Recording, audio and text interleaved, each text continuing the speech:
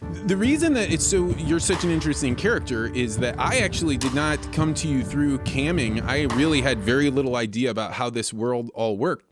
But you're a prolific writer. So for whatever reason, you've decided while you're not camming to sit down and pen ideas that are so naked in and of themselves, right? Like they reveal deep parts of what you believe that are heretical in most circles, but then also don't always put you in a light that I think, holds you up with a shining star around you. Like, where in the world did the writing and putting yourself up on such an intimate level build into the world you're in? Yeah, I started writing my blog on 2017. So it was sort of more recent, but probably through doing psychedelics, I did a lot of that. And there's some way where I grew to really deeply accept myself in every possible way.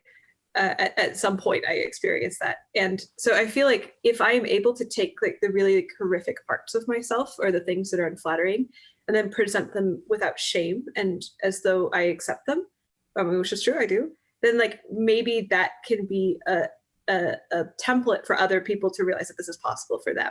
Like, I feel like in doing this, it is a demonstration of love for others to be like, look, if I can accept this bad part of me, like you can share with me the bad parts of yourself and I'll be okay with it.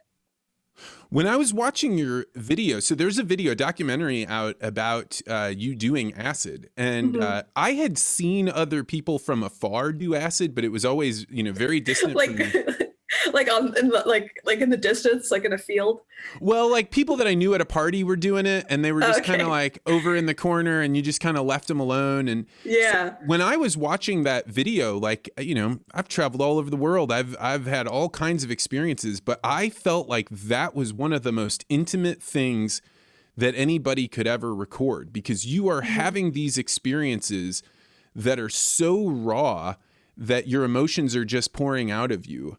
Was this, because you were on acid, was it no big deal to be filmed, or was it something that you sat around and thought about?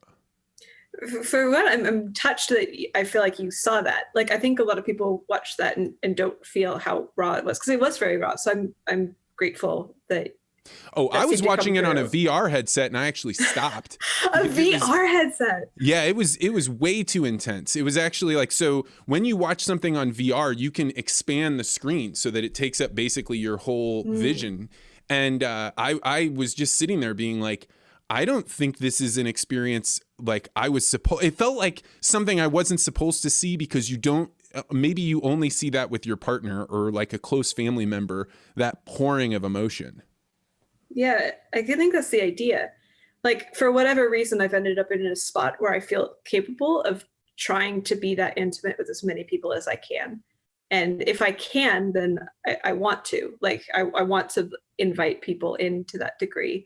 And I had done acid a lot before I tripped to that point, maybe like 60, 70 times. And so eventually I was like, what am I going to do with LSD now? I'm like, I want to share it with the world. And so got together with the film crew and shot that. It was a really great experience. Can you walk a person through the experience they have never done acid, they have no idea what this is? Like, what goes on from the moment you take it through the experience that you went through? Yeah, so it's difficult to explain, and it's a little bit different for everybody. Have you tried it? No. Okay. I would like, it's something that I'm a pretty open person, very, very curious. And for me, taking acid is like messing with the source code of the thing that makes me me. And so I am very intimidated to try it. That makes sense. I think that's a very appropriate response. It's very intimidating, and it's good to treat it with that level of fear and respect. It's not a joke. I mean, it kind of is a joke, but it's like also quite serious. And I think that's what I didn't understand when I first took LSD. I knew about drugs. I was like 21 or something, and I thought it was gonna be like alcohol. You know, when you drink alcohol, it feels like I sort of behave differently, but it also kind of feels like I can watch myself behave differently.